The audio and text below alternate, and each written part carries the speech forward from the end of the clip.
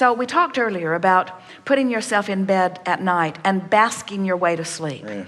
And that way you get a head start on the next day because you wake up in the vortex. Right. Now, if you'll take an extra 5 or 10 minutes and just lie there longer and really focus on things about your life experience that you appreciate. In other words, bringing it close to yourself, focusing on things like the comfort of your bed or the comfort of your pillow or the good feeling of your body. Sometimes you can just focus upon your physical body in a way that you'll just feel the rhythm of it. You want to say something? Then I fall asleep, and then when I wake up, I got to do it all over again. You're a lot more trouble than you're worth, really. That's never the case. So you wake up and you focus in appreciation until you are feeling maybe by your standards just normal. So then let's take it a little further. Then take any issue, one of the things for that goosing up life feeling that you're talking about. Right. Esther went through this process back in January where we encouraged her to bask herself to sleep and then appreciate once she woke up and then watch as she moved through her day for out of the vortex moments or opportunities to do focus wheels. So while she's driving, which she often is, she carries a tape recorder. And when she's not driving, she keeps a piece of paper in her pocket with something to write with. And she literally was mining her day looking for focus wheel material. Something would happen, and she would whip out her recorder or her notebook, and she would say, "Oh, good, focus wheel stuff for tomorrow." In other words, because she was really looking for things that were a little off in her vibration that she could rectify during tomorrow morning's focus wheel process. Jerry would laugh at her because she would have a list of 3 or 4 or 5, sometimes 10 meaty focus wheel things. And it was uncanny how often the group of focus wheel things that she'd gathered up, at the heart of them was all the same vibrational glitch that she had going on. It was sort of like the universe was saying, well, if you just something about writing it down brought her another and another and another and another and another, as law of attraction will do. So then when she would lie in bed in appreciation, she could hardly wait to get up and go do her, she would say to Jerry, "Let's go to the living room and do our high-minded work." And what she meant was, let's have some high-minded conversation. What she meant was, I want you to sit and listen to me while I do a focus wheel. She's addicted, isn't she? And Jerry found it to be quite fun because Esther would really make her out of the vortex statement. She would really rub it in some strong way. Sometimes he was the subject of conversation. But it was whatever life was giving to her. And then she would make her in the vortex statement, and then she would get on the wheel. And after 4 or 5 or 10 focus wheels, it really doesn't take much time. Most mornings it was well under 30 minutes. She would then launch off into a book of positive aspects on whichever subject she had felt the most movement on. And then she would cap it off with a rampage of appreciation.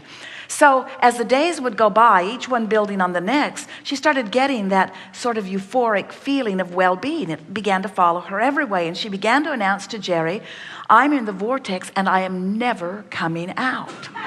Well, what that meant for her, of course, she knew she would come out occasionally, and we knew it too. But what she was trying to describe is the over-the-top feeling of empowerment and clarity that was hers while she was in the vortex. The rendezvousing of people, the meaty conversations they were having, the people that they walk this big loop that takes about 45 minutes to walk, and it's through a residential area, and so there are hundreds of people in the vicinity with whom they may rendezvous.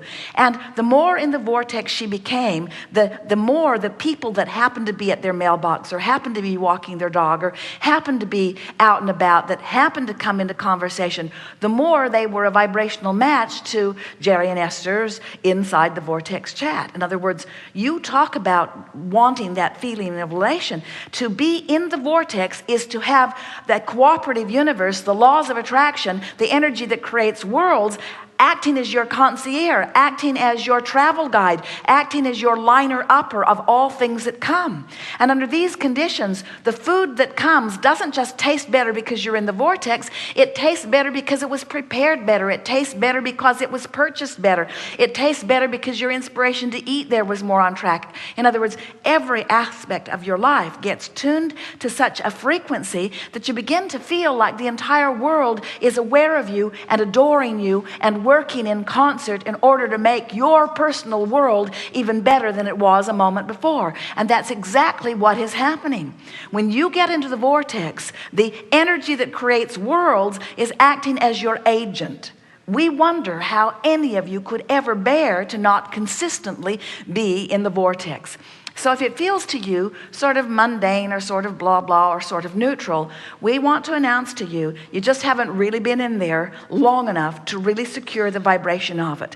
Because when you do that day after day after day after day, if you'll do this exercise for about 30 days until you have really trained your vibration into the vortex, 2 incredible things will happen to you. The first is, in any moment that you're out of the vortex, you'll really know it. It won't feel neutral. And when you make your way back into the vortex, you'll feel exhilaration, but you will take your life to a whole other level. In other words, people who don't know about this vortex, people who don't know about vibration, people who don't know about the source energy that is really you, people who don't know about the gap that you're closing deliberately, people who are mostly standing outside the vortex, counting successes by manifestations that they see happening in others' experience. People that don't know about this will stand in amazement, wondering what magic you've stepped into. Wondering how someone's life could reflect such clarity and such fun and such abundance when theirs does not necessarily. And that's when you want to announce to them, I'm a vibrational realist.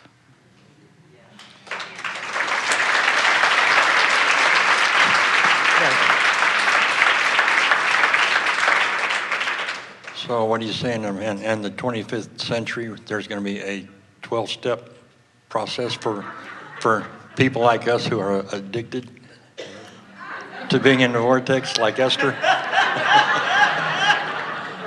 We prefer 3 steps.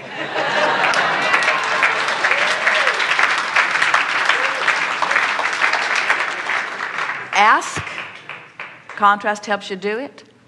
Answer, source does it every time. That's what's spinning around in the vortex, whether you're in there or not. Allow, get in the vortex. 3 easy steps.